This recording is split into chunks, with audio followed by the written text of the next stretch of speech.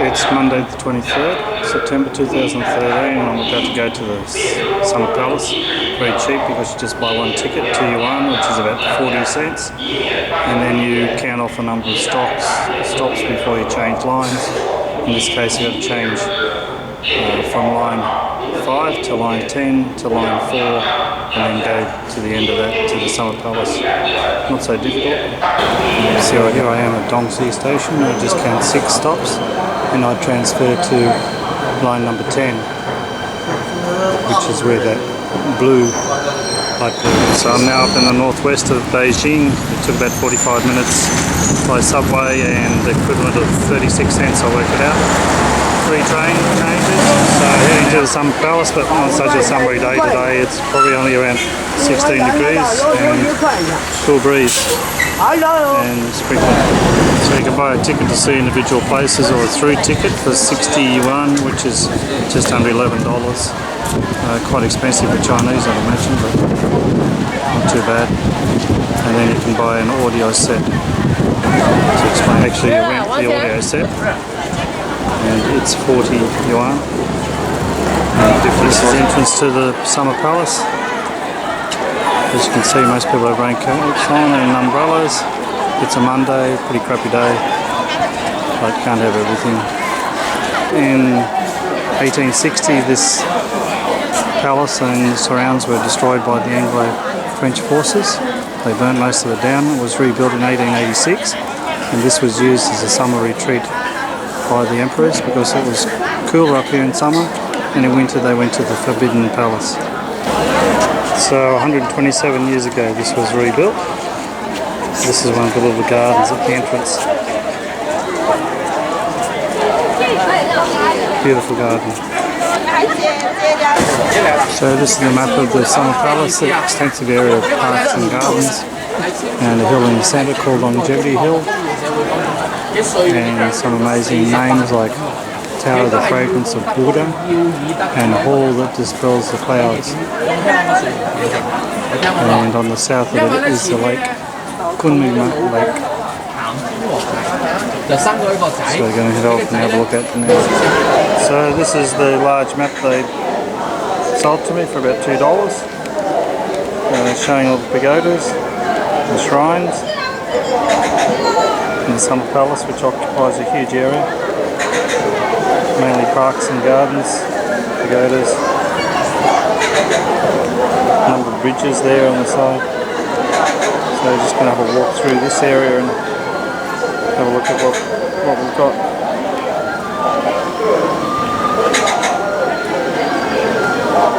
Longevity Hill in the centre. This is just some of the examples of beautiful architecture, beautiful colours, patterns. We're inside one of the palaces.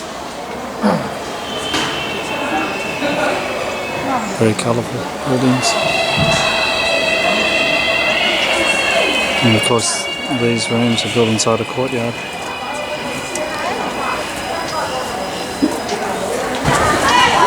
It's a very interesting place. Seems like the whole area's been cut into the side of a hill and it backs onto the Kunming Lake, which you can see here. Doesn't look so blue today because of the cloudy sky. And then there's a number of shrines and pagodas and bridges around the lake. And we can see on the hill here in the distance quite a big pagoda which you can walk over to.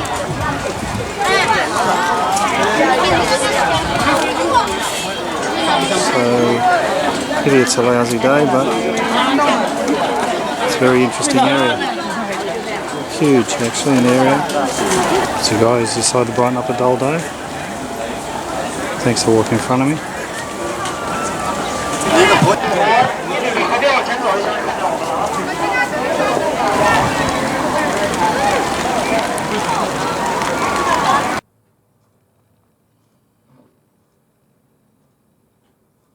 This building is the Tower of the Fragrance of the Buddha, which is 41 metres high and on 3 major levels.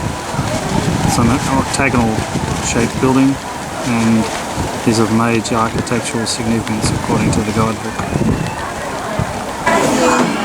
This area was obviously the summer retreat by successive Chinese emperors. It's actually said that they never climbed the hill because they had the eunuchs carry them up the hill. And here we have one of the girls being done up like a Chinese empress. Thousands of years of emperors added their own touch to this area, so they built their own little pagodas and shrines. And you notice here too that there's a boardwalk going all the way around the edge of the lake. And we're just heading over the opposite side there.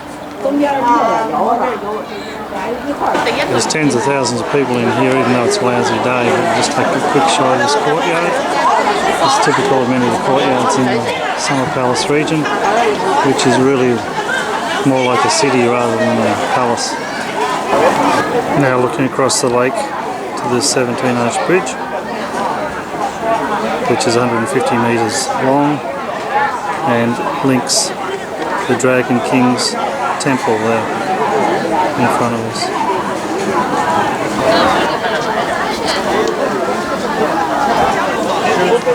Of these fast food shops all through the palace area, and above this one you can see we're just heading towards the temple of the fragrance of Buddha, which I took from the other side of the lake.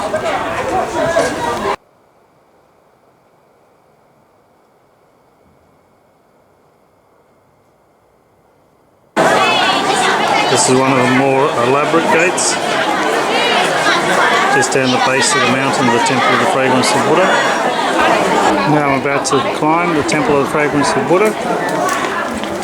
See here, seated at the top of the hill. The temple itself is 41 metres high, in 3 levels, octagonal shape.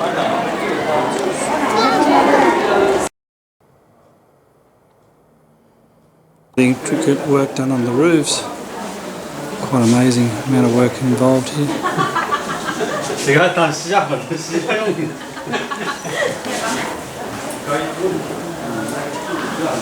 Chinese really know how to build a roof.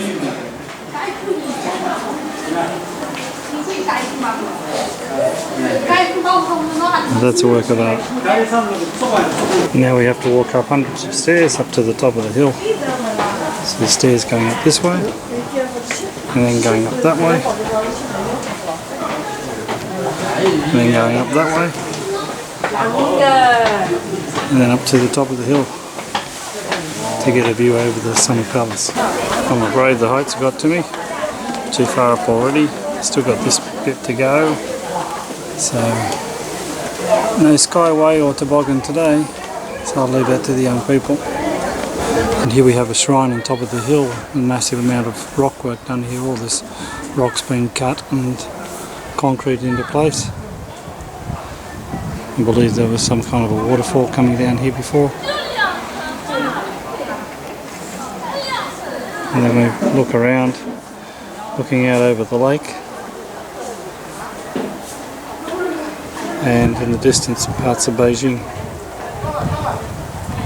Well, I scrambled up to another level, got a better view, and here we are overlooking the Summer Palace complex. You have to call it a complex because there's so many pagodas, shrines here. It's a Lake Kunming. There's the 17-arch bridge, and we're in the northwest of Beijing, looking down towards the southeast now. Beijing in the background there, the lake in the foreground.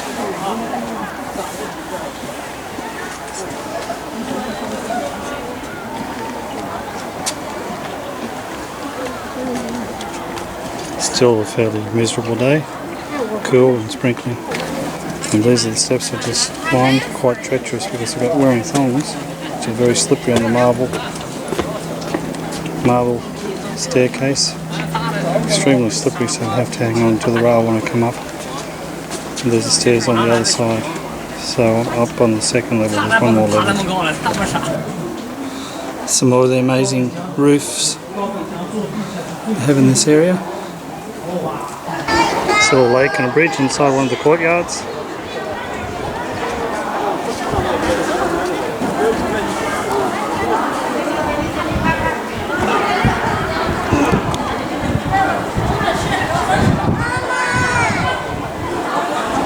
quite a big courtyard, obviously, this one. Some very interesting history associated with Summer Palace, which reflects the rise and then decline of the Chinese Empire. In 1860, this area was actually destroyed by the Anglo forces and then was rebuilt in this area. Of course, many of the buildings here are very new because they were built more recently with the rise of prosperity in China.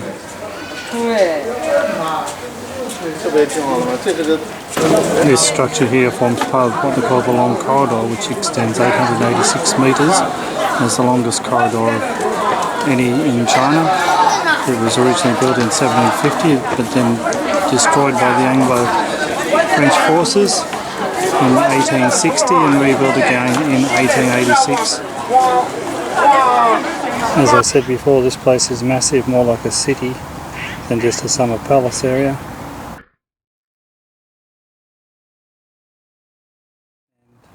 Now I've walked out into the countryside, you might say, because there's no one around here, and I've headed towards this area here,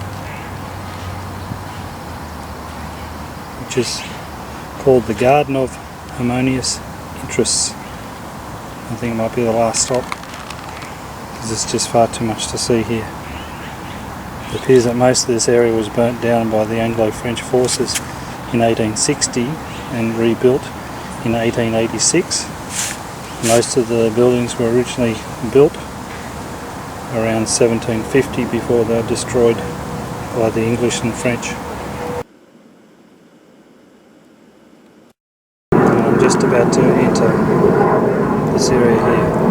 The map actually calls this the Garden of Harmonious Interests, but this is the Garden of Harmonious Pleasures outside. Again, this was destroyed in 1860 by Anglo-French and then rebuilt. It's a fairly small garden built around a pond of lilies. A number of houses, I suppose you call them, on the side. Very tranquil.